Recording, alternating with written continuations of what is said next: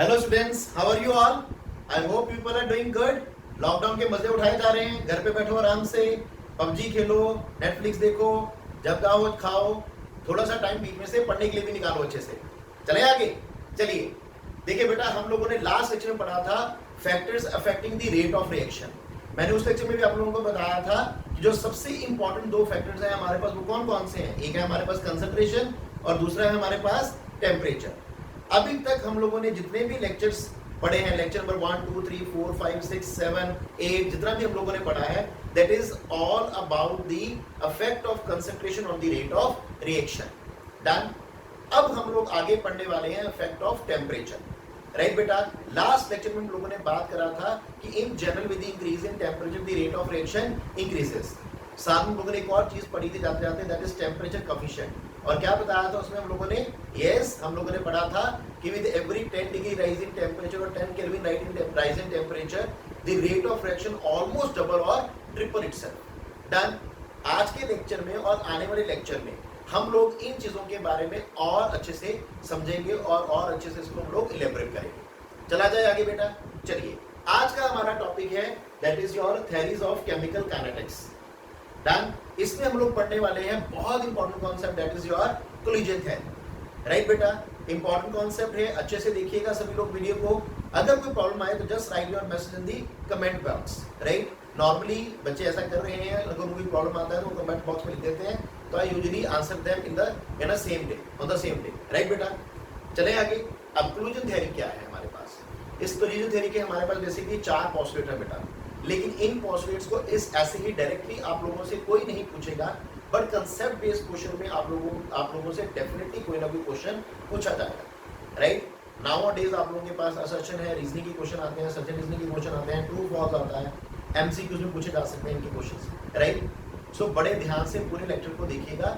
अगर कोई प्रॉब्लम आए तो will be definitely discussing that. जिन बच्चों ने लास्ट लेक्चर्स नहीं देखे हुए, फर्स्ट ऑफ ऑल वो लास्ट लेक्चर्स को अच्छे से देख लें। Just write chemical kinetics lecture number 6 7 by chem कक्षा अजय बहल अकेडमी, तो you can find that on the YouTube.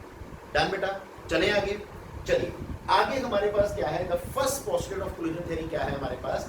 ये पोस्टुलेट हम लोगों को कहता है कि किसी भी केमिकल रिएक्शन को होने के लिए, किसी भी केमिकल रिएक्शन को होने के लिए रिएक्टिंग मॉलिक्यूल्स का आपस में कोलाइड करना क्या है? जरूरी।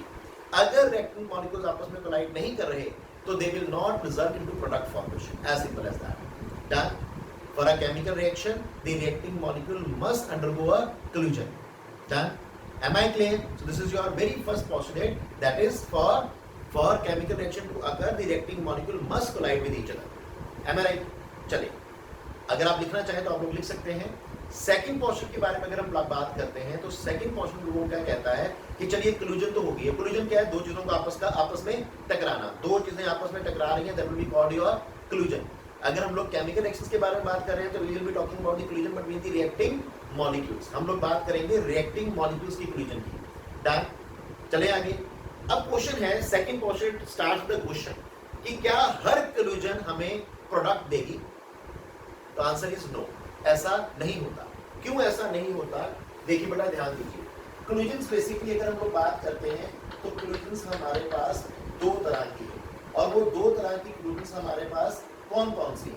नंबर 1, आप लोगों के पास कोलिजन क्या हो सकती है? That can be an ineffective elastic collision. Collision can be ineffective and elastic collision. Done बेटा, क्लियर। दूसरा कोलिजन हमारे पास कौन सा है? Affective collision. दूसरा कोलिजन क्या होगा आपके पास? अफेक्टिव। बेटा, अब समझते हैं कि इनअफेक्टिव इलास्टिक कोलिजन का क्या मतलब। देखिए, इलास्टिक कोलिजन्स के बारे में आप लोगों ने फिजिक्स में भी पढ़ रखा है और आप लोगों ने पर्सन में ऑलरेडी पढ़ रखा है कि these are those collisions in which there is no loss of energy, there is only redistribution of energy. Right, कोई लॉस ऑफ एनर्जी नहीं होता, सिर्फ रीडिस्ट्रीब्यूशन ऑफ एनर्जी होता है। Such a collision will be called an elastic collision. अब let's take an example to understand these two type of collisions. मैं example ले रहा हूं संदीप आपकी, सो इसलिए प्लीज डोंट माइंड। ठीक है, मैं पहले कह देता हूं, माइंड नहीं करना बेटा। मान लीजिए हम लोगों को संदीप की अपने की शादी करनी है। राइट, तो अब संदीप की शादी करने के लिए हम लोगों को क्या चाहिए? एक लड़की चाहिए। या तो संदीप खुद ही एक लड़की पसंद कर ले और लड़की और संदीप आपस में टकराएं, खुद ही कहीं से आपस में टकरा जाए और they will be going for a marriage. Right, अगर ऐसा नहीं है तो we have to arrange that thing. जिससे हम लोग क्या कहते हैं कि हम लोगों को क्या चाहिए, कोई ना कोई मैरिज एजेंट चाहिए, और वो मैरिज एजेंट क्या करेगा, लड़की वालों को लड़के वालों से मिलाएगा, राइट, उनको जबरदस्ती कोलाइड करवाएगा कि भाई तुम लोगों का नेचुरली नहीं मिल रहे तो चलिए इस तरह से मिलिए। डन बेटा। अब हुआ क्या, दो पॉसिबिलिटीज है यहाँ पर। यहाँ से संदीप के घर वाले आएंगे संदीप को साथ लेके, वहां से लड़की के घर वाले आएंगे लड़की को साथ लेके, right. So they are meeting at a common place, ठीक है, किसी रेस्टोरेंट किसी होटल में वो आपस में मिल रहे हैं, खाना खाने के लिए मिल रहे हैं, और वो मिलते हैं। अब मिलने के बाद दो पॉसिबिलिटीज हैं, हो सकता है कि लड़की को लड़का और लड़के को लड़की पसंद आ जाए और वहीं से वो शादी के लिए चले जाए। डन। लेकिन दूसरी पॉसिबिलिटी क्या है, अब मानिए क्या हुआ कि संदीप गया लड़की को देखने के लिए, लड़की को संदीप पसंद आ गया, राइट, लेकिन संदीप को लड़की पसंद नहीं आई। जहाँ संदीप को लड़की पसंद आ गई, लड़की को संदीप पसंद नहीं आया, तो that conclusion will be called N ineffective conclusion. वो खाना खाएंगे, बिल देंगे अपना अपना और अपने अपने रास्ते निकल जाएंगे। So they will be moving in different directions with different velocities, right? Without any product formation. Product यहाँ पर क्या है, उनकी शादी का होना नहीं हुआ यहाँ पर, तो सच्चा collision will be called ineffective elastic collision। उस collision को क्या नाम दिया जाएगा, ineffective elastic collision का नाम दिया जाएगा, right? Clear? संदीप भाई दिल छोटा नहीं करना, अभी ठहरो। Clear? दूसरी possibility क्या है, that is your effective collision। अब effective collision क्या है, संदीप अपने फैमिली के साथ आया, लड़की वाले अपनी फैमिली के साथ आए, रेस्टोरेंट में बैठे, लड़की ने संदीप को देखा, संदीप ने लड़की को देखा, संदीप को लड़की पसंद आ गई और लड़की को भी संदीप पसंद आ गया, राइट। अब इसका क्या मतलब है, लड़की अंधी है क्या, नहीं, ऐसा नहीं है, हमारा संदीप बहुत अच्छा लड़का है, तो लड़की अंधी नहीं है। अब लड़की को संदीप पसंद आ गया, संदीप को लड़की पसंद आ गई, तो such a collision will be termed as effective collision. अब आप उस कन्क्लूजन को क्या नाम देंगे, effective collision, because from now they can decide for their about their marriage. Done बेटा। So this collision will be called an affective collision. So this collision will result into product formation. ये collision हम लोगों को क्या देगी, product देगी, लेकिन ये collision हम लोगों को कोई product नहीं देगी, no product formation। इस केस में कोई product नहीं बनने वाला। Am I clear? यहाँ पर product बनेगा और वहाँ पर कोई product नहीं बनेगा। चला जाए आगे, चलिए। अब क्वेश्चन आया कि क्या अफेक्टिव collision होने के लिए हमें कोई एनर्जी चाहिए, या कोई और फैक्टर है कि किसी के कारण जिससे अफेक्टिव कन्क्लूजन हो या ना होने के भी हमारे पास कोई रास्ता है। तो let's talk about the third point now. अब थर्ड पोस्चर आप लोगों के पास क्या है, अगर आप लोग नेक्स्ट पोस्चर के बारे में बात करते हैं तो पोस्चर लोगों को कहता है कि किसी भी कन्क्लूजन को होने के लिए, किसी भी कन्क्लूजन को अफेक्टिव होने के लिए reacting molecule must possess two things. उनकी दो कंडीशंस को जस्टिफाई होना चाहिए, और वो दो कंडीशन कौन कौन सी है। नंबर वन, आप लोगों के पास सफिशिएंट एनर्जी होनी चाहिए। क्या चाहिए, reacting molecule must possess sufficient energy. Reacting molecules must possess sufficient energy. And number two, they must have proper orientation. उन लोगों के पास प्रॉपर ओरिएंटेशन भी होना चाहिए। चलिए अब इसका मतलब समझते हैं कि what do you mean by sufficient energy and what do you mean by proper orientation. Clear. अब मैंने लास्ट में भी आप लोगों के पास, लास्ट लेक्चर मैंने एक एग्जांपल लिया था आप लोगों के साथ कि मान लीजिए इधर से मेरे पास कौन भागा हुआ आ रहा है, शाहरुख खान भागा हुआ आ रहा है, उधर से काजोल भागी हुई आ रही है। याद होगा डीडीएलजे वाली फिल्म, राइट, सभी को मूवी डीडीएलजे याद है, दिल वाले दुल्हनिया ले जाएंगे। तो उधर से काजोल को भागे हुए आना था, इधर से शाहरुख खान को भागे हुए आना था, और दोनों को कैमरे के सामने सरसों को खेत में गले लगना था, एंड वो गले लगना is the product. Done.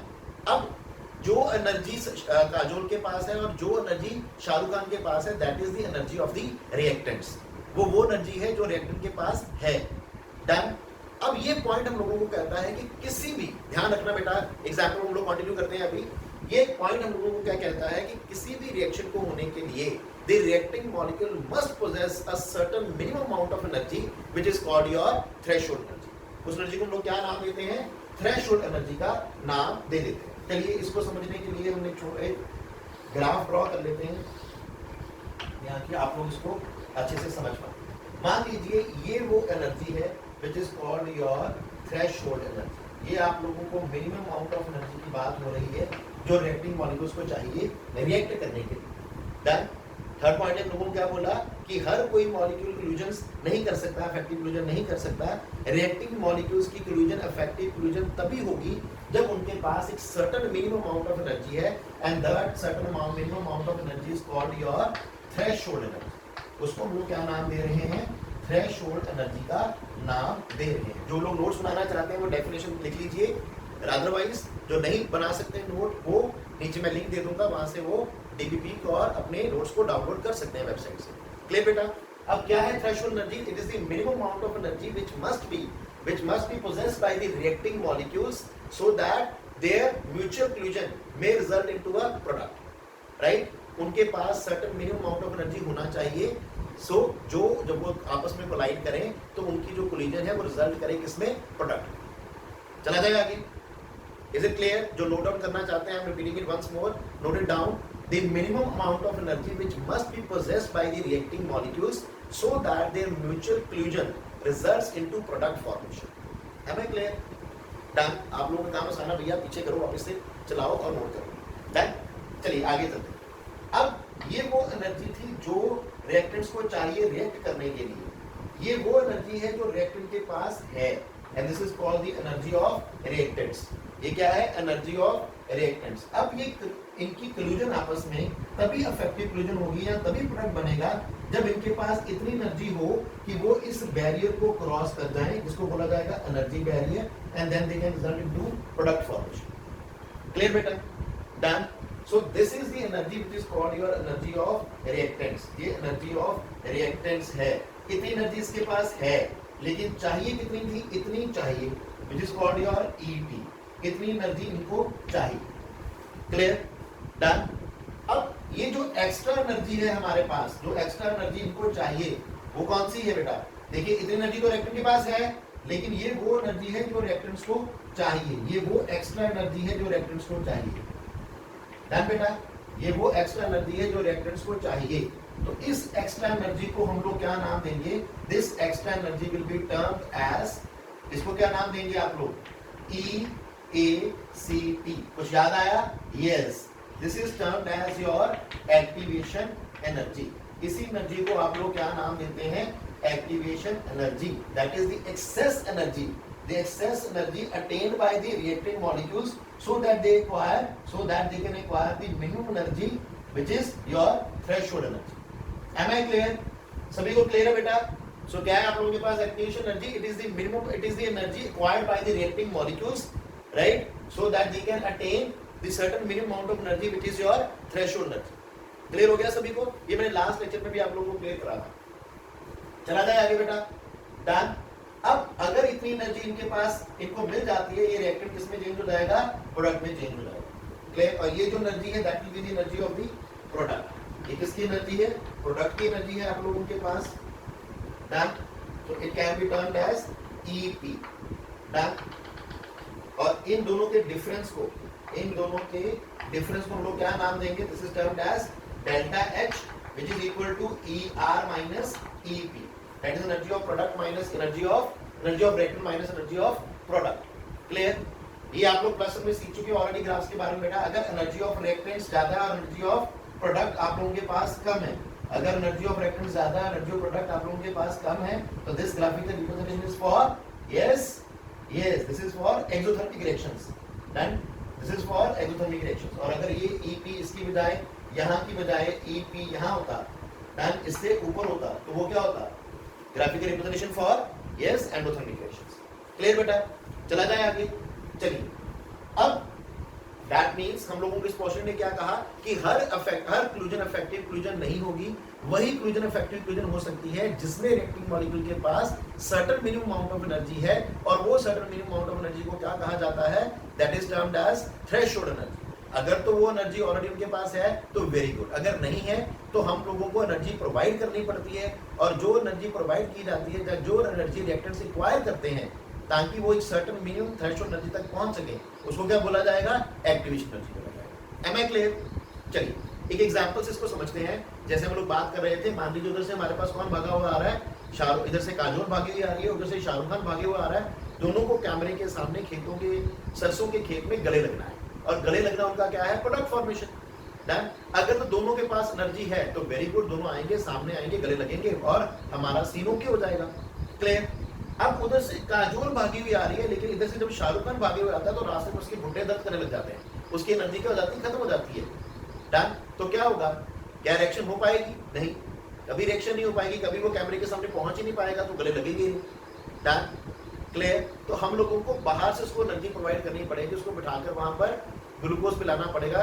Done, कि भैया ये एनर्जी दो और पहुंचो वहां तक, और वो यहाँ तक पहुंचेंगे, कैमरे के सामने आएंगे, गले लगेंगे और हमारा सीन ओके हो जाएगा, प्रोडक्ट बन जाएगा। क्लियर। ये जो एक्सेस एनर्जी आप लोग दे रहे हैं, उनको ग्लूकोज पिला रहे हैं, that is called your activation energy. उसको क्या बोला जाएगा? एक्टिवेशन एनर्जी बोला जाएगा। डन, चला जाए आगे। चलिए नेक्स्ट क्या है हमारे पास, कि क्या सिर्फ एनर्जी होने से आपकी रिएक्टेंट प्रोडक्ट बना देगा? सफिशिएंट एनर्जी होएगी, अब आपकी इफेक्टिव फ्यूजन हुई है, डन हो जाएगी। उसका एक कारण है, इफेक्टिव फ्यूजन होने के लिए लोगों को मैंने बताया दो चीजें चाहिए। Number 1 sufficient energy. क्या सिर्फ सफिशिएंट एनर्जी होने से फ्यूजन इफेक्टिव फ्यूजन होगी? तो नहीं, हम लोगों को सेकंड फैक्टर को भी कंसीडर करना है, that is your proper orientation. Now what do you mean by proper orientation? उधर से हमारी काजोल भागी हुई आ रही है, ठीक है, इधर से शाहरुख खान को भागे हुआ आना था। काजोल पूरी बिल्कुल सही तरीके से भागी हुई आ रही है, लेकिन हमारा शाहरुख खान पता नहीं दिमागी संतुलन इसका बंदे का खराब हो गया है, इधर भागते आने की बजाय उधर को भागे हुए जा रहा है। आपको लगता है कभी फ्यूजन पूरी हो पाएगी? नेवर। डन। सो हम लोगों को क्या चाहिए, सफिशिएंट एनर्जी के साथ साथ प्रॉपर ओरिएंटेशन भी होना जरूरी है। अगर रिएक्टेंट्स के पास सफिशिएंट एनर्जी के साथ साथ प्रॉपर ओरिएंटेशन नहीं है, तब भी फ्यूजन जो है वो इफेक्टिव फ्यूजन नहीं हो। Am I clear? चला जाए आगे। सो साइमल्टेनियसली इन दोनों चीजों का होना जरूरी है। आप लोगों के पास सफिशिएंट एनर्जी भी होनी चाहिए और प्रॉपर ओरिएंटेशन भी होनी चाहिए। Until and unless reacting molecules are completing these two conditions, the reacting molecule will never result into product. Am I clear? Done. इसको एक एग्जांपल समझ लेते हैं। मान लीजिए मेरे पास क्या है, H2 है प्लस I2 है। अब ये H2 और I2 दो तरीके से बेटा रिएक्ट कर सकते हैं, और वो दो तरीके कौन कौन से हैं? मान लीजिए मेरे पास यहाँ पर H डन की बॉन्ड टूट रही है, I के साथ बॉन्ड टूट रही है, इनको आपस में बॉन्ड बनाना है, ठीक है। क्या ये बॉन्ड बना पाएंगे? नहीं, क्योंकि ये प्रॉपर हमारे पास उनकी ओरिएंटेशन नहीं है। दूसरा प्रॉपर ओरिएंटेशन का केस कैसा हो सकता है कि मान लीजिए ये H आया कुछ इस तरह से, ये I आया कुछ इस तरह से हमारे पास, डन बेटा। तो H की बॉन्ड H से टूट रही है, I की बॉन्ड I से टूट रही है, साइमल्टेनियसली H की बॉन्ड I से बन रही है और H की बॉन्ड I से बन रही है। Now this will result into, yes, ये किसमें रिजल्ट करेगा? Two molecules of H। So this fusion will be called your effective fusion having proper energy and proper orientation, and this will be called your improper fusion. Maybe the molecules are having proper energy but they are not having proper orientations. Reacting molecules are having proper energy but they are not having proper orientation. Am I clear? Done. सबको समझ आ गया?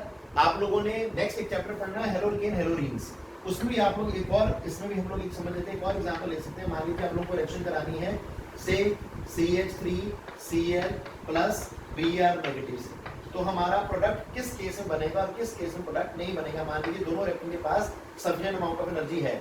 अब अगर आप लोग थोड़ा सा इसको ओपन अप करते हैं तो this is something like this. अगर यहाँ से Br, ये भी न्यूक्लियोफाइल है और ये भी न्यूक्लियोफाइल है, डन। आप लोगों ने ये +1 में पढ़ा था ऑर्गेनिक केमिस्ट्री वाले टॉपिक में कि these are called as nucleophiles. अब इसको जाना है और इसको आना है। अगर ये इसके सामने से अटैक करेगा तो क्या ये जाएगा और क्या ये आ पाएगा? नहीं बेटा, दोनों एक दूसरे को क्या करेंगे? रिपेल करेंगे। Done done. चला जाए आगे। अब होगा क्या, मान लीजिए कि अगर ये वाला ब्रोमाइड आयन अटैक करता है पीछे से, डन, जब ये पीछे से अटैक करेगा तो ये आगे से यहाँ से निकल जाएगा, डन। उस केस में हमारा रिएक्शन हमें प्रॉपर प्रोडक्ट देगा। चला जाए आगे। सो this is the meaning of your proper orientation. Done. चलिए आगे देखते हैं। सो आई होप आप लोगों को ये पॉइंट्स क्लियर है सारे के सारे, डन। अब इन चीजों का होना जरूरी है, तभी कोई फ्यूजन जो है हमारे पास वो इफेक्टिव फ्यूजन बन पाएगी and the reacting molecule will be giving you a product. चले, now what are the failures of your fusion theory. Fusion theory के हमारे पास कुछ फेलियर्स हैं बेटा, जैसे कि कुछ ऐसी रिएक्शन थी हमारे पास जो कि नॉर्मली क्या है, वो स्लो चलती हैं, लेकिन अगर आप लोग उनको अगर हम उसका थ्योरेटिकली उनका रेट निकालते हैं तो फ्यूजन थ्योरी के हिसाब से क्या आ रहा है, ज्यादा आ रहा है, डन। जैसे हमारे पास अगर हम लोगों को पॉलीमराइजेशन ऑफ इथाइलिन करना है तो वो रिएक्शन क्या है, स्लो है, लेकिन जब आप उसका क्लेवेन थ्योरी के हिसाब से आप लोग थ्योरेटिकली उसकी वैल्यू कैलकुलेट करते हैं उसके रेट ऑफ रिएक्शन की, तो वो क्या आ रही है, ज़्यादा आ रही है। कुछ ऐसी रिएक्शन है जो हमारे पास वैसे वो रिएक्शन क्या है, फास्ट है, वैसे वो रिएक्शन क्या है, स्लो है, लेकिन क्लिंटन थ्योरी के हिसाब से अगर उनका रेट ऑफ रिएक्शन देखते हैं तो वो फास्ट आ रहा है, फास्ट वाली का स्लो आ रहा है, एंड ऑल दैट। डन बेटा। ये हम मोर ओवर अगर हम लोग बात करें क्लूजन थ्योरी की, तो क्लूजन थ्योरी हम लोगों को कम्प्लेक्स रिएक्शन के बारे में या रिवर्सिबल रिएक्शन के बारे में भी ज़्यादा एक्सप्लेनेशन नहीं दे पाता। Clear? So these are the periods of your collision theory. Done. चलिए इसके बाद नेक्स्ट देखते हैं हम लोग बहुत इंपॉर्टेंट कॉन्सेप्ट को, and that is your Arrhenius equation. Done बेटा। चलिए आप लोग कॉपी कीजिए।